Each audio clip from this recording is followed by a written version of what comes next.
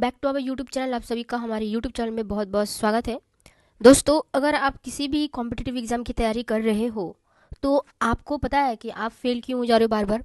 आपको नहीं पता, लेकिन तब पर भी आप तैयारी करते ही जाते हो। लेकिन रीज़न नहीं पता होता है कि यार इतना मेहनत करने के बावजूद भी, इतना पैसा डालने के बावजूद भी, ये कोर्स वो कोर्स करने के बावजूद भी फेल क्यों हो रहे हैं। ठीक है, तो इस वीडियो में मैं आप सभी के लिए लेकर आई हूँ कि अब आपको इस बार से फेल नहीं होना है। क्या ऐसा टिप है, क्या करना है, कैसे समझना है, आइए इस वीडियो में जानते हैं। मैं एक रिक्वेस्ट करना चाहूँगी आप सभी से कि इस वीडियो को लाइक करें एंड चैनल पे नए हैं तो सब्सक्राइब जरूर करिएगा, जिससे कि वीडियो की नोटिफिकेशन आपको जल्दी ही मिल जाए। आइए मैं बात करती हूँ, अगर आप किसी भी कॉम्पिटिटिव एग्ज़ाम की तैयारी कर रहे हो, जैसे कि यूपीएससी हो गया या एसएससी हो गया या नीट हो गया या और भी कोई एग्ज़ाम हो गया, ठीक है, जब तक आपको वाई पता नहीं होगा तब तक आप किसी भी एग्ज़ाम को क्लियर नहीं कर पाओगे। अगर आपको यूपीएससी करना है तो क्यों करना है, पहले ये फाइंड आउट करो। क्या यूपीएससी या एसएससी या नीट या किसी भी कॉम्पिटिटिव एग्ज़ाम की तैयारी करने से पहले आपने उसका रीज़न ढूंढा है? रीज़न सबके पास बेसिक सी होगी कि पैसा कमाना है, नेम कमाना है, फेम कमाना है, ठीक है। जब ये रीज़न सबके पास है, लेकिन आपके पास एक्स्ट्रा रीज़न क्या है जिससे कि आप इन एग्ज़ाम को इजीली क्रैक कर पाओ? क्या एक्स्ट्रा रीज़न है आपके पास?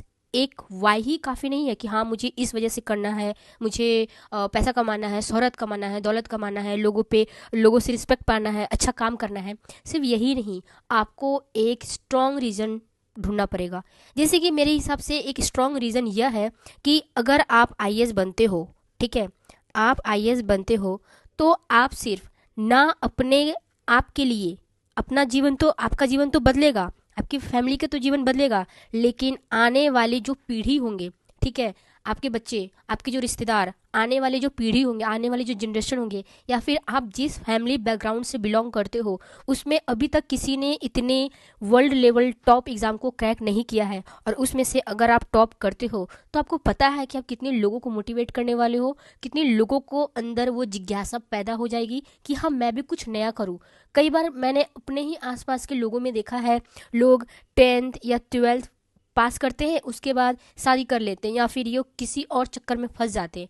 तो ये ऐसा क्यों होता है? क्योंकि उनके पास ना जीवन को लेकर ना वाई क्लियर नहीं होता है। चाहे जीवन हो, चाहे कोई एग्जाम हो, आपके पास ना एक स्ट्रॉन्ग रीज़न होना चाहिए। देखो, लाइफ है, स्ट्रगल सबका है, लेकिन आपके पास एक स्ट्रॉन्ग वाई रीज़न होना चाहिए। तो मेरे हिसाब से बेस्ट यही होगा कि आप जब आईएएस बनोगे तो आप सिर्फ ना अपना जीवन बदलोगे, बल्कि आप अपने सोसाइटी का जीवन बदलोगे, आपके आसपास के माहौल का जीवन बदलोगे। उनके सोचने समझने की क्षमता बढ़ जाएगी आपके वजह से। आपका एक एक्शन लोगों की सोचने समझने की क्षमता को बदल देगा, और आपके घर में ये कहलाएगा कि हाँ हमारे यहाँ से एक आईएएस है, ठीक है। आपके पास देखो रिस्पेक्ट, देखो आईएएस जब कोई बनता है ना तो उसको रिस्पेक्ट तो मिलता है, नो डाउट। बट जब आप आईएएस बनने के बाद आप जब देखोगे कि आपके आसपास के वही लोग जो अपने बच्चों को नहीं पढ़ाते थे, अब वो आपका एग्जाम्पल देकर अपने बच्चों को स्कूल भेज रहे हैं, अपने बच्चों को सपने दिखा रहे हैं और अपने बच्चों के सपनों को सपोर्ट कर रहे हैं,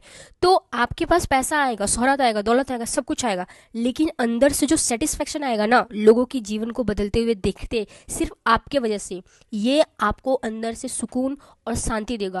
इसीलिए आपको मेहनत करनी पड़ेगी, और आपको अपने साथ साथ लोगों की भी आपके लिए जिम्मेदारी है। तो आप उस जिम्मेदारी को समझो और उस पर मेहनत करो। बात करती हूँ कि अगर आपने किसी भी कॉम्पिटिटिव एग्जाम की तैयारी तो चुन लिया है, चलो मैं एक एग्जांपल लेती हूँ कि आपने यूपीएससी की एग्जाम की तैयारी करने के लिए आपने ठान लिया है, लेकिन यूपीएससी की कोचिंग सोर्सेज इतनी है, इतने सारे मटेरियल है, आपको समझ नहीं आता कि किसको पढ़े किसको छोड़े, कुछ समझ नहीं आता। कोई बोलता है कि ये बुक पढ़ लो, कोई बोलता है ये नोट्स पढ़ लो, कोई बोलता है यहाँ से क्वेश्चन आया था, कोई बोलता है कि यहाँ से पढ़ोगे तो ऐसा होगा। इससे क्या होगा ना कि सिर्फ आप डिस्ट्रैक्शन पे जाओगे और कुछ नहीं होगा। सबसे पहले तो आपको अपने सोर्स को लिमिट रखना है, ये सबसे बहुत ज़्यादा इंपॉर्टेंट पॉइंट है, ठीक है। अपने सोर्स को एक लिमिट रखो, सिलेबस रखो एंड PYQ रखो, ठीक है। सिलेबस एंड PYQ ये आपका हथियार है।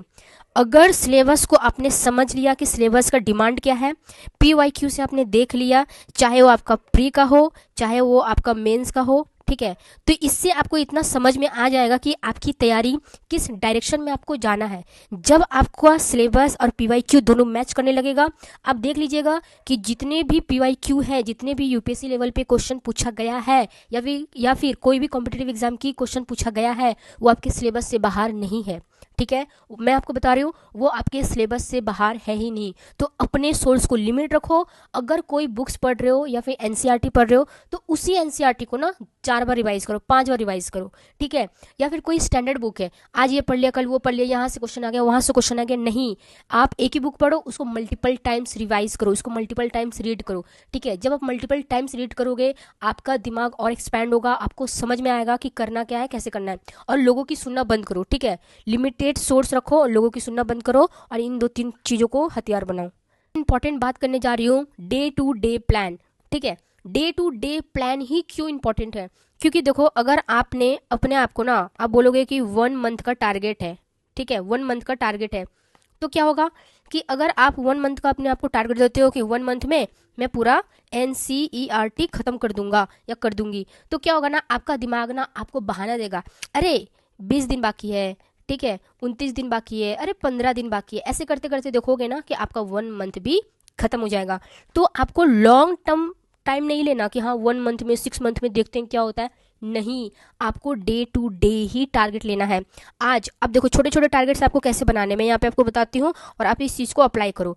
देखो, डे टू डे टारगेट आप लोगे, मान लो कि आज आपको एनसीईआरटी पढ़नी है, ठीक है, तो एनसीईआरटी क्लास 6 का हम पूरा कंप्लीट करेंगे, चाहे वो पॉलिटी हो, ठीक है, या हिस्ट्री हो, या जो भी आप सिलेबस उठाओ। अगर उसको उठाते हो, अगर पॉलिटी का उठाते हो तो पॉलिटी का हम 5 चैप्टर कंप्लीट करेंगे, साथ में इसका हम पीवाईक्यू भी करेंगे उस चैप्टर से रिलेटेड। जब ये आप करोगे और इसका भी टारगेट आप रखो कि ये आपको 5 घंटा में या 4 घंटा में कंप्लीट करना है। जब आप डे टू डे टारगेट को कंप्लीट करोगे तो उस वक्त आपके दिमाग में एक ही जुनून रहेगा कि इसी चीज को करना है। जब ऐसे करके आप डे टू डे प्लान को एग्जीक्यूट करोगे, हर दिन देखना आपका बेहतर होते जाएगा और हर दिन आप इंप्रूव करोगे और विद इन 6 मंथ आपका टारगेट कब अचीव हो जाएगा आपको पता भी नहीं चलेगा। तो डे टू डे टारगेट को आप अपनाओ, ज़्यादा लॉन्ग टाइम मत रखो, क्योंकि अगर आप सब जितने शॉर्ट टाइम पे अपने आप को टारगेट दोगे, आपका दिमाग आपको फोर्स करेगा, आपका दिमाग आपको एक्टिव करेगा कि देखो ऐसे ऐसे करना है। ऐसे समझ में आ गया आपको? तो आपको डे टू डे प्लान बनाना है।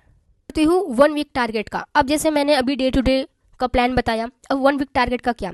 जैसे कि मैंने एक एग्जांपल लिया पॉलिटी का, ठीक है, अब पॉलिटी का एग्जांपल लिया तो आप ये टारगेट करो कि पॉलिटी का एनसीईआरटी, ठीक है, प्लस एक स्टैंडर्ड बुक एम लक्ष्मीकांत ले लो, ठीक है, एम लक्ष्मीकांत ले लो स्टैंडर्ड बुक, ये आपका पॉलिटी का पूरा खत्म होगा, प्लस इसके साथ आपका पीवाईक्यू भी सॉल्व होना चाहिए, जितने भी चैप्टर्स हो। ये टारगेट लेके चलोगे 1 वीक के साथ साथ तो आपका हर एक चैप्टर, हर एक सब्जेक्ट कैसे कंप्लीट हो जाएगा आपको पता भी नहीं चलेगा और कॉन्फिडेंस भी आएगा वो अलग, क्योंकि आपने यहाँ इसको किया है, साथ में आपने पीवाईक्यू भी किया है। तो इस तरह से अगर आप टारगेट लेके चलोगे, क्योंकि मैंने बताया देखो छोटे से ही बड़ी चीज होती है, क्योंकि आपने अभी क्या किया, पॉलिटी का उसके अंदर वाले पार्ट को मैंने भाग किया कि हाँ आज मैंने 5 चैप्टर पढ़ूंगी। अब देख लोगे कितने सारे चैप्टर से, अगर मान लो उस पॉलिटी के बुक में, ठीक है, मैं एग्जाम्पल देती हूँ, मान लो यहाँ पे 30 चैप्टर है, ठीक है, तो 30 चैप्टर को 1 वीक में आप कैसे डिवाइड करोगे जिससे कि आपका ये 1 वीक में खत्म हो जाए। 1 वीक में 7 डेज होती है, ठीक है, 7 डेज होती है, तो आप इस हिसाब से आप यहाँ पे इसको डिवाइड करो, ठीक है। जैसे आप डिवाइड करोगे तो इससे क्या होगा कि आपका भी पॉलिटी पूरा कंप्लीट हो जाएगा, साथ में इसका पीवाईक्यू लगा लो, ठीक है। पीवाईक्यू कितने क्वेश्चन आते हैं, आप एग्जाम जब देते हो तो कितने क्वेश्चन का एग्जाम देते हो, 100 क्वेश्चन आता है, ठीक है, 100 क्वेश्चन का एमसीक्यू होता है, तो आप 100 क्वेश्चन में कितना टाइम आपका लगता है, 2 आवर्स लगता है ना। तो पीवाईक्यू जब भी करो आप टोटल 2 आवर्स का ही 100 क्वेश्चन लगाओ। इससे क्या, अब मैं आप सभी से एक चीज़ और बात करना चाहूँगी कि देखो कि मान लो कि आप अभी पॉलिटी का, ठीक है, पॉलिटी का अभी आपने 10 चैप्टर तक ही कंप्लीट किया, तो क्या पीवाईक्यू हम पूरा करें? इसके लिए मैं बोलूँगी कि यस, आप पीवाईक्यू को पूरा करो, क्योंकि जो 2 आवर्स का जो टारगेट है 100 क्वेश्चन लगाने का वो आप करो, क्योंकि जब आप पीवाईक्यू को करोगे ना 100 क्वेश्चन करने के साथ साथ, तो इससे क्या होगा ना कि आपको समझ में आएगा, जब आप उसी चैप्टर को जब दोबारा पढ़ोगे या फिर अगर आपने कोई पीवाईक्यू का क्वेश्चन कर लिया और उसका चैप्टर आपने नहीं किया, जब उस चैप्टर को पकड़ोगे तो आपको अपना क्लिक होगा, अरे ये तो इंपॉर्टेंट है, तब जाके आपको वहाँ पे क्लिक होगा कि इंपॉर्टेंट है, तब उसको मार्क करोगे, उस पर आपका फोकस आएगा। विजुअलाइजेशन, विजुअलाइजेशन आपको कैसे करना है, देखो जैसे मैंने अभी एग्जांपल लिख में बता रही हूँ। जैसे आपने पॉलिटी का कोई एक चैप्टर किया, जैसे कि प्रेसिडेंट, ठीक है, प्रेसिडेंट मान लो आपने किया। और जब आपने प्रेसिडेंट किया तो आपको आंख बंद करना है और जितने भी प्रेसिडेंट के जो आपने पॉइंट्स किए उसको इस तरह से विजुअलाइज करो कि प्रेसिडेंट वो एक्शन कर रहा है और आप यहाँ पे साइड में बैठकर देख रहे हो कि वो कैसे एक्शन कर रहा है। जैसे कि प्रेसिडेंट का क्या क्या रूल है, क्या क्या पावर है, और प्रेसिडेंट उस चीज़ को कैसे अप्लाई कर रहा है, क्या इमरजेंसी पावर है, क्या आर्टिकल है, कौन सा आर्टिकल यूज हो रहा है, प्रेसिडेंट का इलेक्शन कैसे हो रहा है, प्रेसिडेंट का जब इलेक्शन हो रहा है तो वो कौन कौन भाग ले रहा है, कौन कौन भाग नहीं ले रहा है।